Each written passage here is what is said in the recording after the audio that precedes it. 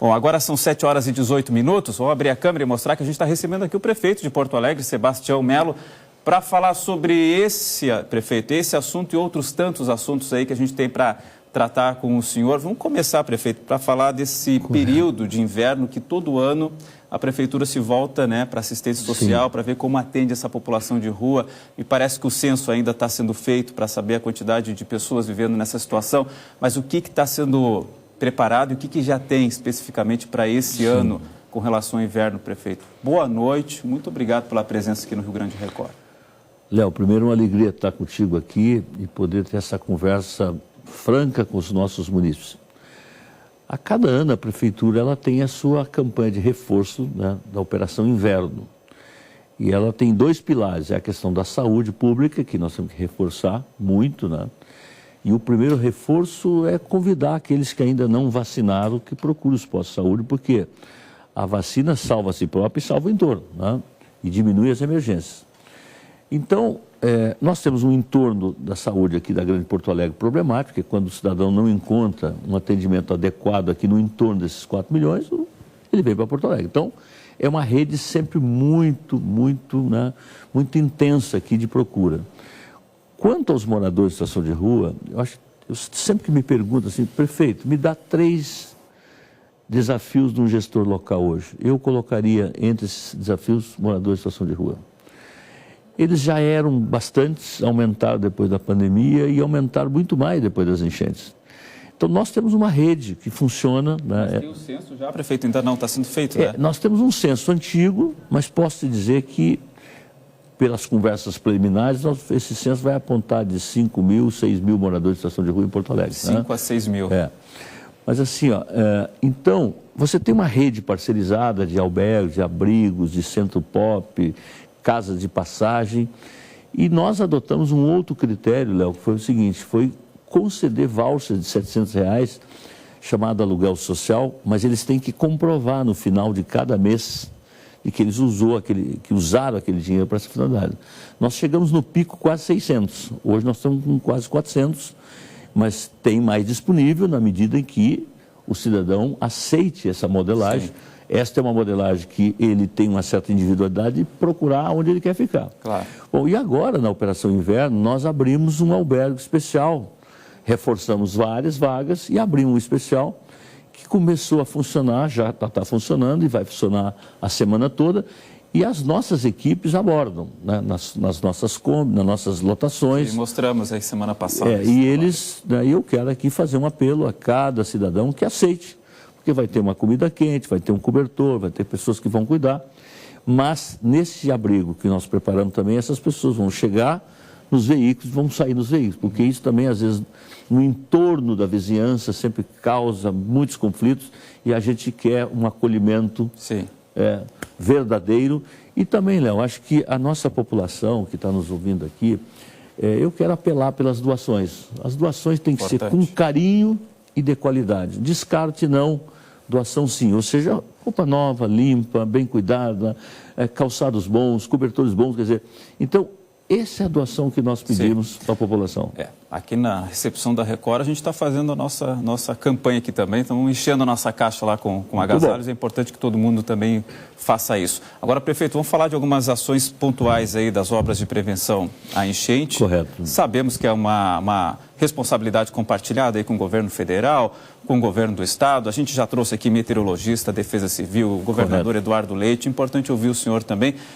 Não tem como a gente repassar tudo que já foi feito, mas vamos atualizar algumas situações mais pontuais, mais emblemáticas. As comportas, prefeito, 14 no total, né? Mas 8 já foram fechadas, é isso? 8 fechadas, 4 revisadas e 2 serão totalmente agora novas logo em seguida também. Então isso está resolvido, né? Tá, mas faltam 2 ainda? 2 que estão em obra porque a empresa atrasou um pouco, mas nas próximas 2 semanas estarão prontas também. Então isso está resolvido. E sendo que a principal comporta era 14, esta nós definimos fechá-la, que é aquela perto ali da Sertório, entre tantas outras. Aquela foi a principal entrada de água na cidade. Mas o que eu posso dizer, Léo, é o seguinte: primeiro, né, nós temos uma cidade hoje muito mais protegida. Nós tínhamos 2 caminhos nas enchentes, buscar culpados ou buscar soluções. O sistema, ele foi concebido, né, depois da enchente de 41, foi montado na década de 60 e 70, e ele vinha do Sarandi até aqui, a vizinha Record, que é passando aqui o Cristal. A partir do Cristal não tem proteção de cheia. Bairro como Guarujá, como a Serraria e tantos outros, não tem nenhuma proteção de cheia. Então, o que nós fizemos? Nós contratamos um estudo para conceber um novo sistema para o velho que foi rompido, que envolve casas de bomba de um lado, porque proteção de cheias é o seguinte, como você tirar a água da cidade quando chove muito na cidade e botar para dentro do Guaíba e não permitir que entre água dentro da cidade. Então, do ponto de vista internamente, dos arroios, da macrodenais, da microdenais, isso é competência da prefeitura e não dá para delegar para ninguém. Agora, a proteção de cheias para não entrar água na cidade ela é de uma bacia do Guaíba.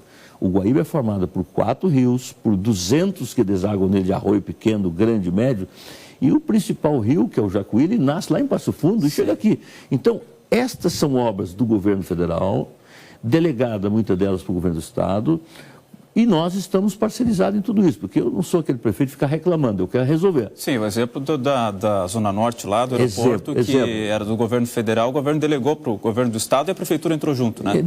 Nós licitamos, venceu um consórcio, Eurocinos, né? E que hoje, né, veja a coincidência, nós assinamos o contrato hoje, eu espero que comece a obra esta semana ainda. É o dique lá da Zona Norte. São 2 bacias de contenção, a 7 e a 6. Ela vai proteger o aeroporto Salgado Filho e vai proteger também toda a Zona Norte. Esta é uma obra que foi concebida numa modelagem pela prefeitura. Ela é uma obra imediata de primeira etapa, mas depois tem uma etapa muito mais potentosa que vai ser aproveitada essa etapa. Então, nós recorremos ao governo do estado, já que tem um projeto maior que ia demorar mais, e como tem El Ninho... Tem o El Ninho, tem que acelerar algumas... Como nenhuma dessas obras também... todas nós vamos fazendo, não tinha El Ninho. El Ninho, ele vem agora de dezembro, nós estamos acompanhando, tem que ter responsabilidade, nós sabemos que ele está formado, vai ter mais chuva, vai ter seca no Nordeste, vai ter queimada no Centro-Oeste. Agora, o que não dá para dizer é o tamanho do El Ninho ainda, porque que vai chover mais, vai chover mais. Agora, nos 3 trimestres, no trimestre, vai ser tudo uma semana, 2 semanas, 3 semanas, nos 3 meses? Tem que ser espalhado, né? Se for espalhado durante os 2, 3 meses, está tranquilo. Mas esses dados nós não temos hoje. Tá, o prefeito, o senhor foi muito cobrado com relação à colocação, a uma proteção maior da rede elétrica das casas de bomba. E hoje tem uma notícia importante que avançou a ideia de ter uma segunda rede de energia para as casas de bomba da Zona Norte, é isso? Não, as casas de bomba vêm da Zona Norte até o Cristal, né? A partir do Cristal não tem casa de bomba, é para todas elas. O que acontece, né? No sistema de 1970 do Departamento Nacional de Obras e Saneamento, a mesma energia que atende a Record, que atende o vizinho do lado, atendia a casa de bomba. Nós contratamos um serviço de 18 milhões de reais, né? Agora é a segunda etapa que eles estão entregando, são vários lotes, então não estão todos prontos ainda. Então tu vai ter uma segunda rede. Tu está ligado na rede normal e tu tem uma robustez energética da vizinha ali, não? Então, se cair uma rede, entra outra rede. Então, porque não tem bombeamento de água, como não tem tratamento de água sem energia elétrica. Então, a casa de bomba não funciona sem energia. E aí, os geradores, eles são caros. Sim. E também não conseguem funcionar todas as casas de bomba. Por quê? Porque não tem nem espaço para botar tanto gerador. Então, é muito importante a energia, a robustez da energia. Sim. Então, esse é um outra de tantas obras que nós contratamos. Tá. Prefeito, eu estou ouvindo aqui atentamente o senhor, eu quero só voltar para uma informação ali que eu fiquei um pouco preocupado, porque já foram mais de 2 anos da enchente. E o senhor disse que ainda tem 2 comportas que não foram concluídas ainda. Não é tempo demais, prefeito? Já não eram para estar todas resolvidas? Primeiro, vamos no muro. Né? Primeiro nós temos que revisar o muro, foi um contrato com a Universidade Federal, está tudo revisado. Bom, depois nós fizemos alguns lotes e contratamos empresas, né? E algumas empresas são mais rápidas, outras são menos rápidas. Então, por exemplo, essa questão das 2 comportas, por que está demorando? Um consórcio foi montado no Rio Grande do Sul e junto com uma empresa de Xanxerê, Santa Catarina.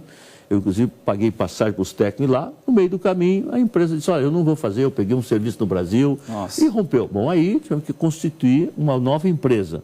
Mas o que eu posso dizer, né, à população é que essa é uma de tantas obras. Né? O dique do Sarandi, trecho 1, trecho 2, o dique da Fiagro está resolvido, as nossas casas de bombas estão todas funcionando, os tamponamentos que tinha no 4º distrito, em função da quantidade de água que vem ali, né, do conduto forçado Álvaro Chaves, também está resolvido, a questão da rede elétrica, ou seja, muitas coisas avançaram. Então, essa questão das comportas está resolvida. Em 2, 3 semanas, está tudo resolvido. 2, 3 semanas já para resolver essas duas também? 12 já estão totalmente resolvidas. Sim, as duas que faltam. Faltam 2. Essas 2, então, em 2, 3 semanas, são comportas novas. Por quê?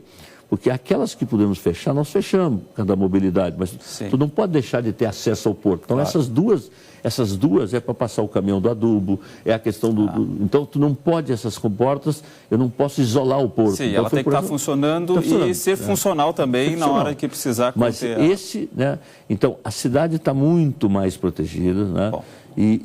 Mas nós vamos continuar trabalhando. São mais 9 casas de bomba, nós temos 23 horas, não. Esse sistema é um investimento de 2 bilhões e 300. Sim. Aí envolve dinheiro municipal, envolve dinheiro estadual, envolve dinheiro federal, mas fundamentalmente empréstimo. Empréstimo que o povo vai pagar. Sim. Correto? Então são obras pesadas. Só aquela obra de uma casa de bomba no Sarandi é 130 milhões de reais. Agora, não se faz obra estruturante da noite para o dia. Eu quero dizer que Porto Alegre avançou muito, muito, muito. E eu tenho 2 anos e meio de prefeitura pela frente.